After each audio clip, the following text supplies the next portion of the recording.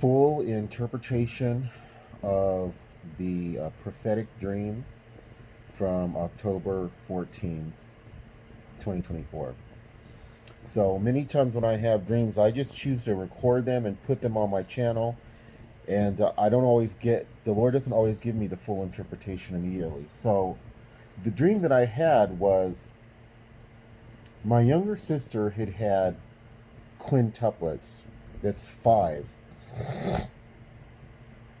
And the pregnancy was really rough on her. And so there were several family members with her helping to take care of these quintuplets. Um, Three, or I would say probably four of them, were perfectly fine. Um, but before I get to the rest of that, we had set, for some reason there wasn't like a crib in the house. She was kind of like very weak because the pregnancy was really hard on her.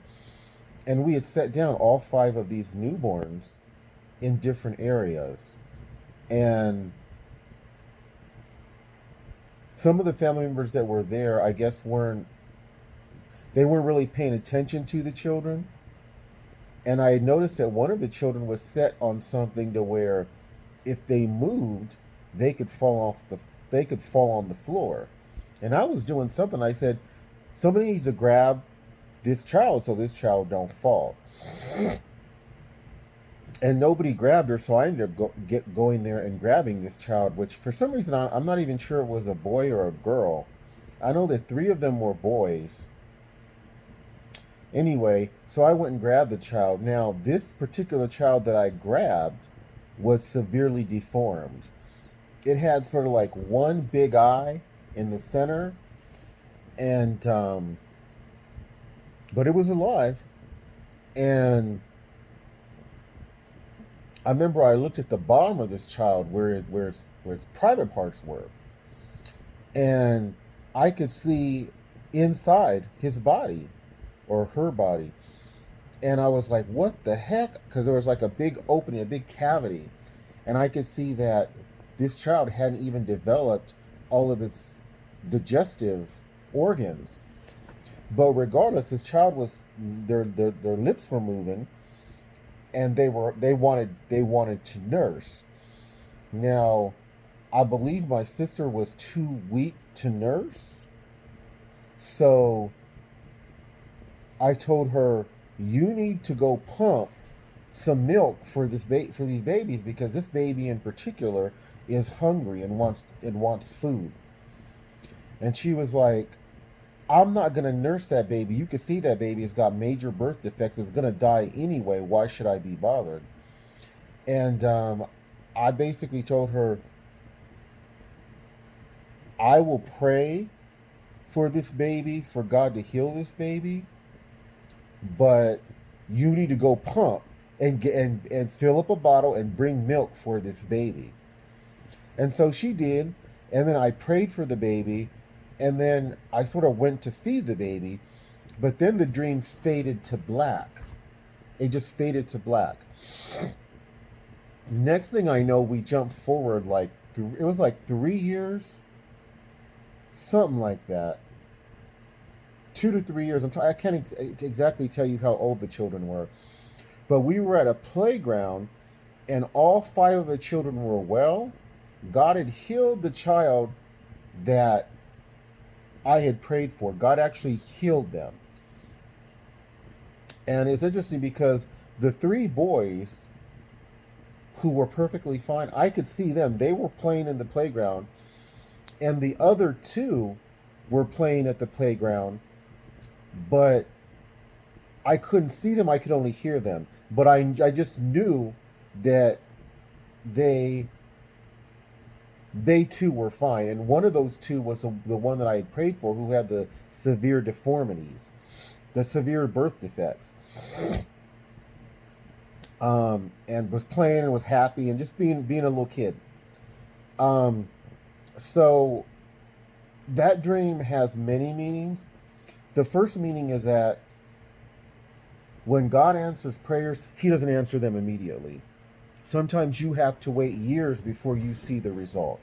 I do not know when God healed that child, because I remember when I laid hands on the child and prayed for God to heal the child, that was when the dream faded to black. So I don't know when along these years God healed the child. I just know that God healed the child. I believe that the child in some ways represents me, in the sense that my understanding of why my family went against me, the same sister who I dreamt about and my younger brother, the two of them conspired to neutralize me. So they did many things to neutralize me, to destroy me. But one of the worst things that they did was when I was in a mental hospital. I was in a mental hospital because I had been so severely targeted in Los Angeles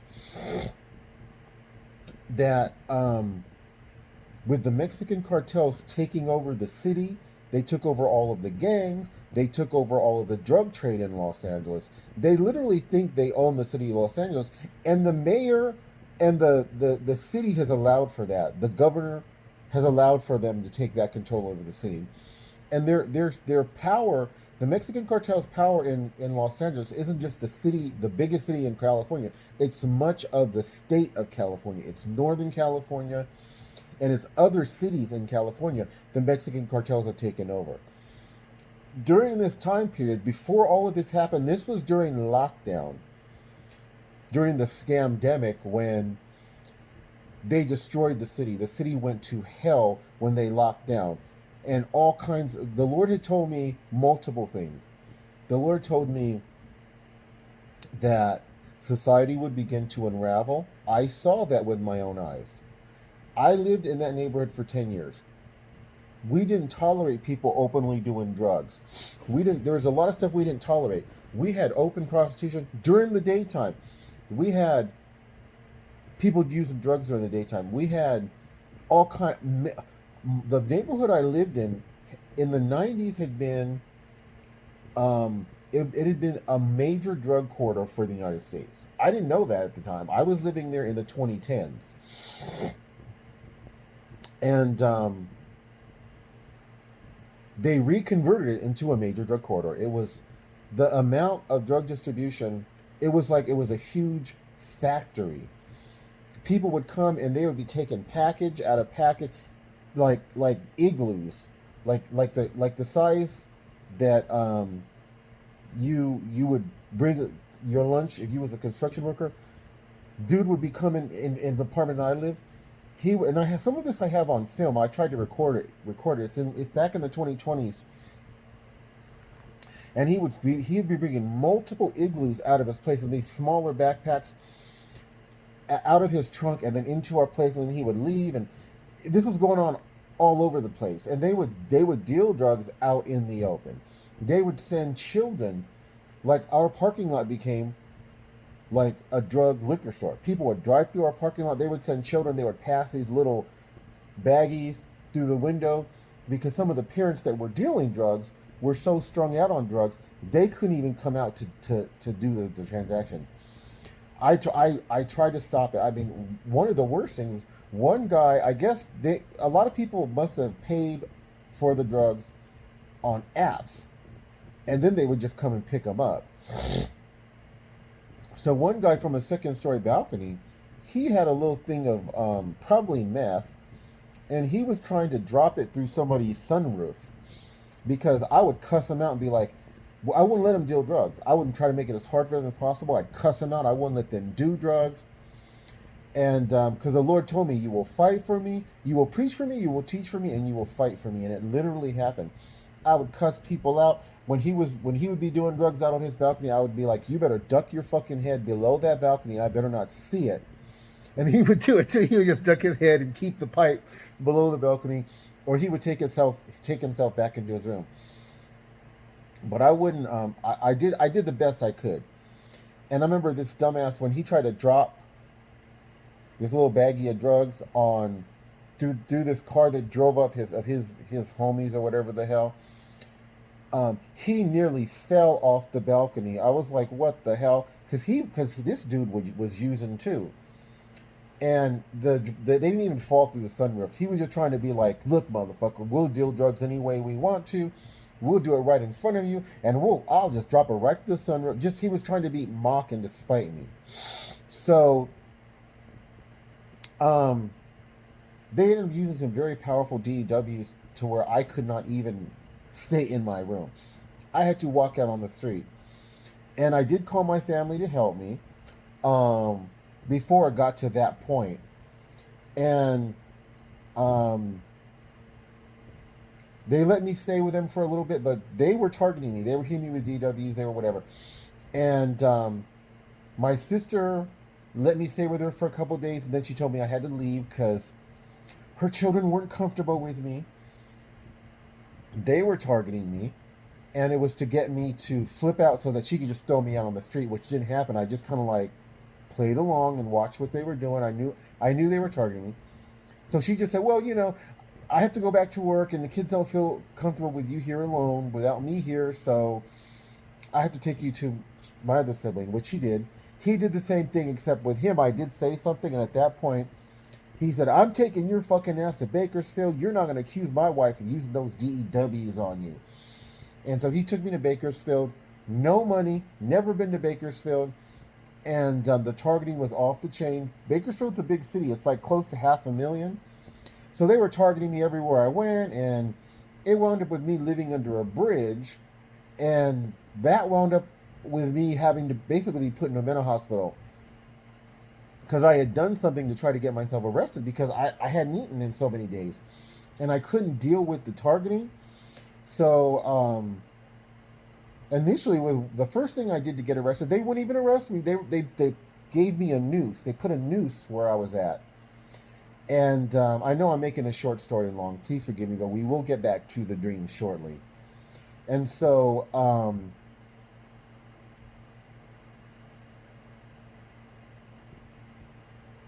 I did something in reaction to that one. There were two holes I would sleep in that were in this compacted dirt underneath this overpass. This overpass was above a train track. Um, and I would sleep just under this freeway overpass in this compacted earth in a hole in the ground. I slept there for a week. And in the other hole, there are actually four holes under each side of the two overpasses, going in different. The overpasses, of course, were going in different directions, opposite directions. And the other one on the side that I had slept on most of the time, they put a thing of gasoline. It was literally like you can hang yourself or you can burn yourself alive. So I did some things with that gasoline, whatever, and I don't want to go into detail. Then I did something else because initially they wouldn't arrest me. And then with the second one, they did arrest me, but they took me to a mental hospital. I was thinking they would take me to jail for what I did, but they took me to a mental hospital. It was then that this same sister who I dreamt about, she came to the mental hospital with my younger brother. They're the ones that I saw. They never even looked at me. They just walked past the room that I was in. And I saw them, and as she walked past, she kind of rolled her eyes like, "Oh, I have to deal with him again." So within a day or two, they tried to get me to sign my power of attorney over to this younger brother. What that means, if you legally sign your power of attorney over to someone else and you're in a mental hospital, one of the things that means is you cannot be released from that mental hospital until the person who you signed the power of attorney, which is basically your life, over to, releases you. So their goal was to keep me in that mental hospital forever. That was their goal. I didn't sign. And I don't think it would have been legal because I didn't have an attorney present or there was no judge, but they would have still pretended like it was legal. Well, I didn't sign anyway. So, how does that relate? I'm telling you all of that because of this. When I was fighting, and sometimes physical altercations with gang members, drug dealers, Uh, LAPD was involved in this, particularly with the drug trafficking part of this. The Los Angeles Police Department was involved in it. At least, certainly the ones that were in our precinct that covered our area. But I'm sure there's many of them that are participating in the drug trafficking, and they're bought out by the Mexican cartels now, because so many businesses shut down in California as a result of the lockdowns permanently. And that money that they generate is what pays for the police. So now that there's no money for the police, they didn't defund the police because they give a damn about black people.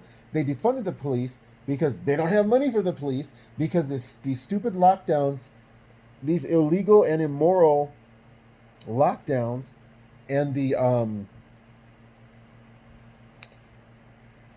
that they perpetrated on people, causing all these businesses to shut down permanently. They are shut down to this day, mainly small businesses. Left them without money to fund the police, so they cut the police, and now, as far as I could tell, it was the Mexican cartels funding the police, but they have to let them do their drug trafficking.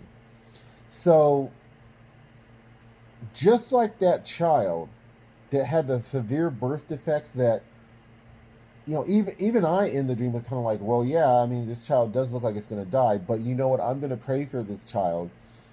And God, like I said, God did heal this child. I don't know when, but God did heal it by the end of the dream, when it faded to black and it went to where these children were. I'm trying to think, because I'm not really around children. I haven't raised children, so I don't know the exact ages of these kids. They were at least 2 years old, because they were running around in this park. They were well dressed. They were dressed so cute. But they might have been 3 years old. But I believe that child, they saw me, this sister of mine, my brother, they saw me as, like that child. They saw me as a lost cause. They saw me as, this motherfucker is fucking with gang members, drug dealers, the Mexican cartel, because the Lord told me to tell the Mexican cartel that, and I would scream all of this out of my window, and you could, through a tube, and I know this might sound crazy, but you could hear it for blocks away. That's how I would control everybody. I wouldn't let them do things. I had this long tube I would speak through, and I could speak literally for blocks, and I could target one person specifically and tell them, stop that shit. And they'd look up like, they didn't always even know it was me. The neighbors across the parking lot from me, they knew it was me, but not everybody even knew it was me. And one day the Lord told me, I want you to tell them, do that too, in public, from your bedroom window. I want you to tell them that I will be getting the claws of the Mexican cartels, cartels, out of this nation. The Lord told me that. And I've studied Spanish. I know what the Mexican cartels do. And it's hideous. It's demonic. And I remember telling the Lord this. I said, God, what are you doing? Are you trying to get me killed? I was like, if I say this to them, they may kill me. And the Lord said, well, you're going to do it. And I was like, well, I'm sorry, Father God, this is going to get me killed, so I can't do it. Well, they were hitting me with so much V2K and so much DEWs and gang stalking, and the insanity that was going on in Los Angeles wasn't just that they were sending people on drugs in my parking lot, in my alley, to just gang stalk me and to cause problems, because it was going on all over the city. People would get into fights, and they'd be bleeding from their head, and they'd just walk off. People would be doing open drugs all over the city. It wasn't just understand that. But yeah, it was maybe a little worse where I was at because of the gang stalking. But this is what my family said. He talked shit to the Mexican cartels. They understand the Mexican cartels. He's been talking shit to gang members, drug dealers. He's going to get himself killed. He's dead anyway. We might as well just lock him away in a mental hospital and keep him there. At least it'll keep him alive. He's not going to fuck up our family. We have children. He don't. We have children. We're not going to let him fuck us up. So we'll participate in neutralizing him. At least he'll probably survive. At least he'll probably won't be killed. So, and this sister was a part of that. This same sister, they treated me the same way they were treating that child that had the birth defects. And just like that child with the birth defects, God rescued me. God healed that child. God rescued me. God got me out of that mental hospital. God turned one of the agents in the mental hospital, because they had, most of the staff were participating in the targeting. Many of the patients were participating in targeting. They didn't even have mental illness. They were just there to target me. One of the agents, the Lord made it that this agent would turn against the program and he would turn to me. And another patient in the program, in this mental hospital, who was a legitimate patient, turned to me and was like, here's my phone number, dude. If you ever need any help, please call me. Something that's going on here is not right.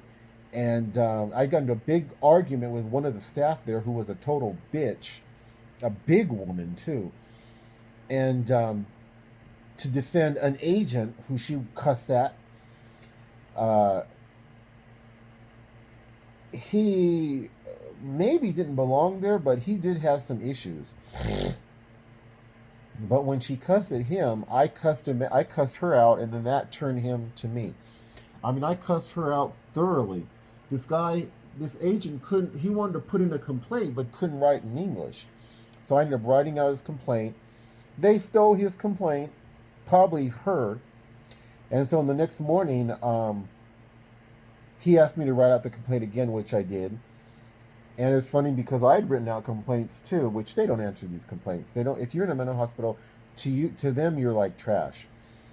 But it was funny because they didn't take my complaint. They must have thought, if we go to take this motherfucker's complaint, he'll probably wake up and try to fucking bite us or something.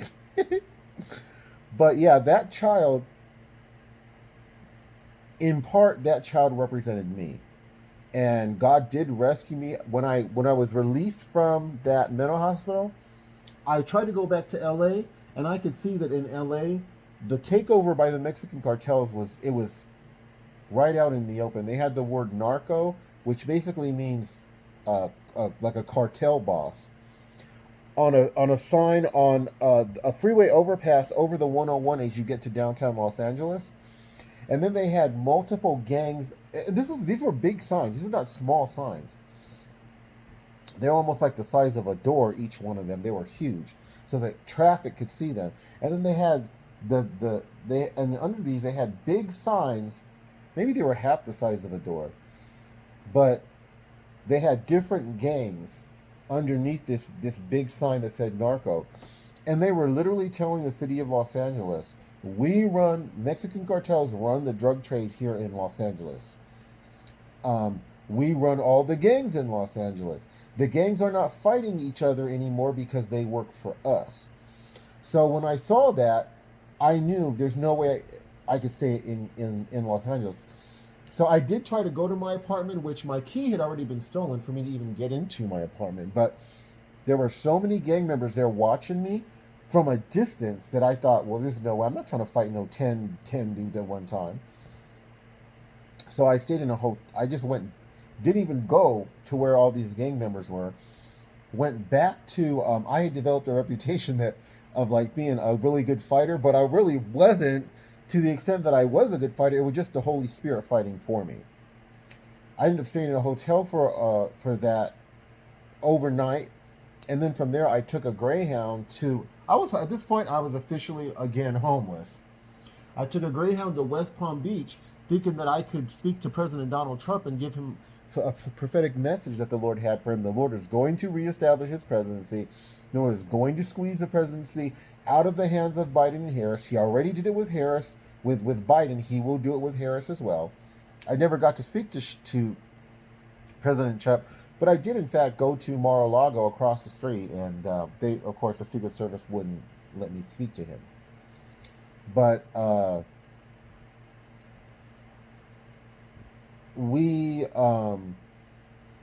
that child with the deformity represented me, which represented to my sister a lost cause, which is what I represented to my family, a lost cause. I was going to get myself killed anyway, They might as well participate in destroying me. At least it would keep me alive, and they could try to make it seem like they were doing it for my good.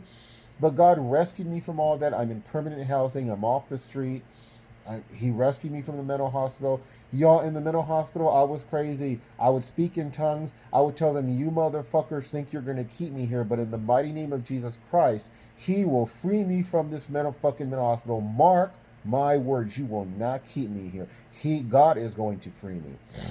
Y'all, I was only there for 7 days. I was supposed to be there for a 72-hour hold. That's 3 days. The targeting was so bad that I would flip out, and they extended it to 20. Well, now we're keeping you for 21 days. And in this time period, they tried to get me to sign, like I said, sign my power of attorney over to a sibling so they keep me there permanently. Within 7 days, and God, it was on day 6, right? The 6th day of creation was the day of man, where the Lord caused 2 people who were in that mental hospital, one of whom was an agent, to turn to me. Both of them gave me their phone numbers. Both of them told me if I needed any help, just to call them. Believe it or not, I still got these folks' phone numbers. But God's taking care of me, and I don't really want to involve them in this because they can't do anything about the TI program. Only God can. But I do still have their numbers 4 years later. Going on 4 years later. The Lord rescued me from the mental hospital. The Lord rescued me from the streets. The Lord touched people who were participating in the targeting to some extent. He touched their heart to help get me out of this homeless shelter. The homeless shelter was so bad that the night before they put me into temporary public housing, they hit me. 3 different agents were hitting me in the chest with their cell phones. There's apps that will turn, just like they will turn your cell phone into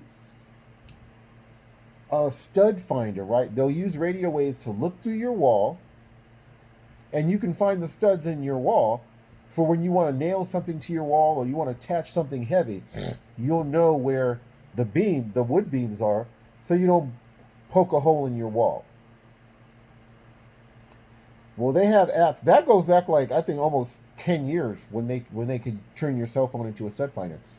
They have all kinds of apps that are on people's phones that will use them to send V2K. They can use them to send different kind of DEWs.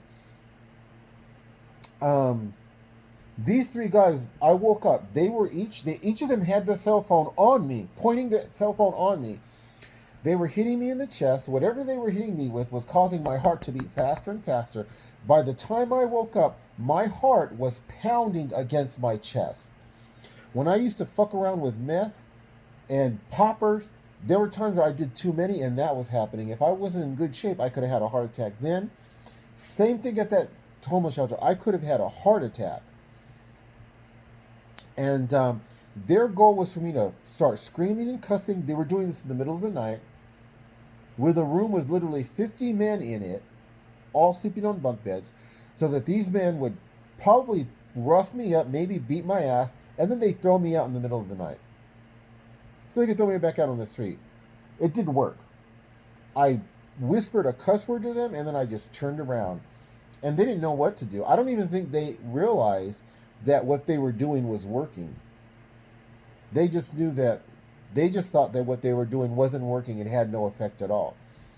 But regardless, the morning after, because I had applied for temporary public housing a month prior, the lady called me and told me, we have a room for you.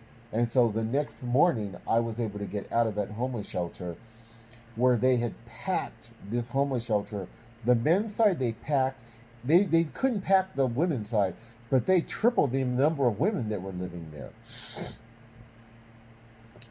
So that I would be targeted hardcore everywhere I went.